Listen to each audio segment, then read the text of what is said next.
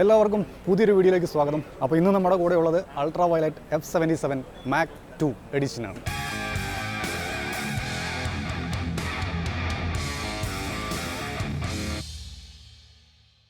Overall stunning looks ആണ്. കുറേയധികം colours ഉണ്ട്.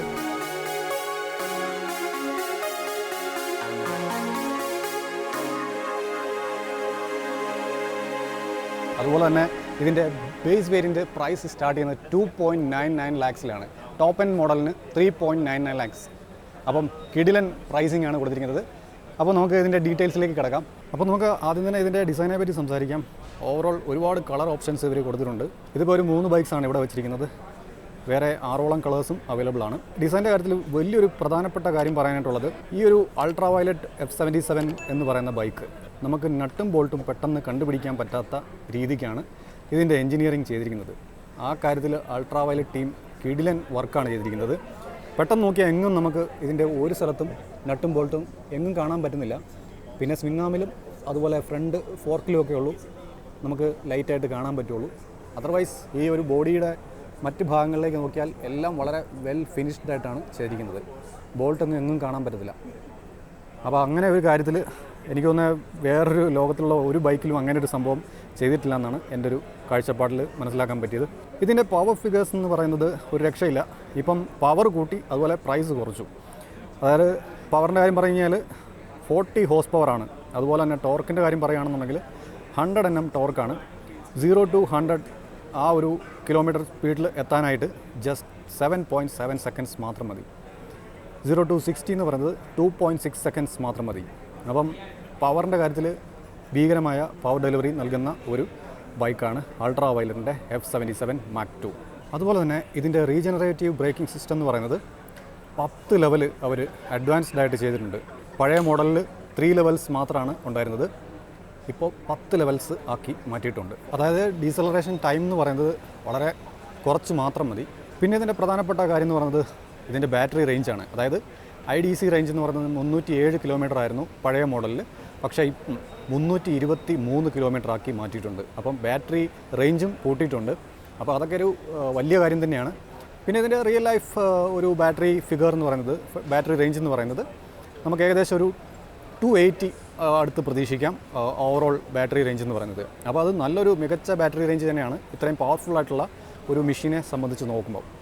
പിന്നെ ചാർജിങ്ങിൻ്റെ കാര്യം പറയുകയാണെന്നുണ്ടെങ്കിൽ ഇപ്പോൾ ഇവർക്ക് ഫാസ്റ്റ് ചാർജിങ് ഓപ്ഷൻസ് അവൈലബിൾ ആണ്. ഓൾ ഓവർ ഇന്ത്യയിൽ 80% ചാർജ് ആകാനായിട്ട് സൂപ്പർനോവ പ്ലസ് എന്ന് പറയുന്ന ഫാസ്റ്റ് ചാർജിങ് ഓപ്ഷൻ ഉപയോഗിച്ചിട്ട് ജസ്റ്റ് 20 മിനിറ്റ്സിൽ അത് ചാർജ് ചെയ്യാൻ പറ്റും. അപ്പോൾ അത് മികച്ചൊരു ഫാസ്റ്റ് ചാർജിങ് ഓപ്ഷനാണ്. പിന്നെ മറ്റൊരു കാര്യം എന്ന് പറയുന്നത് ഇതിൻ്റെ ബൂസ്റ്റ് ചാർജറും അതുപോലെ സ്റ്റാൻഡേർഡ് ആയിട്ടുള്ള ചാർജിങ് ഓപ്ഷൻസും അവൈലബിൾ ആണ്, ഹോം ചാർജർ.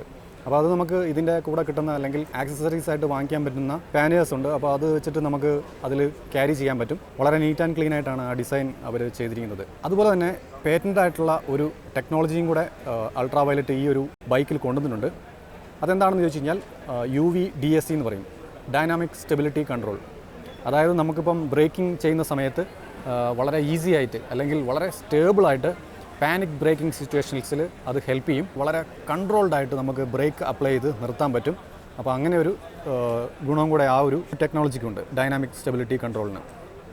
പിന്നെ വന്നിരിക്കുന്നത് ട്രാക്ഷൻ കൺട്രോളാണ്. അതൊക്കെ ഒരു മികച്ച കാര്യം തന്നെയാണ്. ട്രാക്ഷൻ കൺട്രോൾ എന്ന് പറയുന്നത് 3 ലെവലുണ്ട്.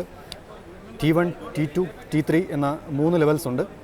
അപ്പം നമുക്ക് അത് സ്വിച്ചബിൾ ആയിട്ടുള്ള ഓപ്ഷൻസും കൊടുക്കുന്നുണ്ട്. പിന്നെ അതുപോലെ തന്നെ ഇതിൻ്റെ ബ്രേക്ക് ലൈറ്റ് എന്ന് പറയുന്നത് നമ്മൾ ഈ ഒരു ഡൈനാമിക് സ്റ്റെബിലിറ്റി കൺട്രോൾ യൂസ് ചെയ്യുന്ന സമയത്ത് ഇതിൻ്റെ റിയർ ലൈറ്റ് എന്ന് പറയുന്നത് ബ്ലിങ്ക് ചെയ്യും. അപ്പോൾ അതൊക്കെ ഒരു മികച്ച സംഗതി തന്നെയാണ്. കാരണം പുറകെ വരുന്ന റൈഡേഴ്സിന് അല്ലെ വാഹനങ്ങൾ ഓടിക്കുന്നവർക്ക് അത് പെട്ടെന്ന് ഐഡൻറ്റിഫൈ ചെയ്യാൻ പറ്റും വണ്ടി ബ്രേക്ക് ചെയ്യുകയാണെന്നുള്ളത്.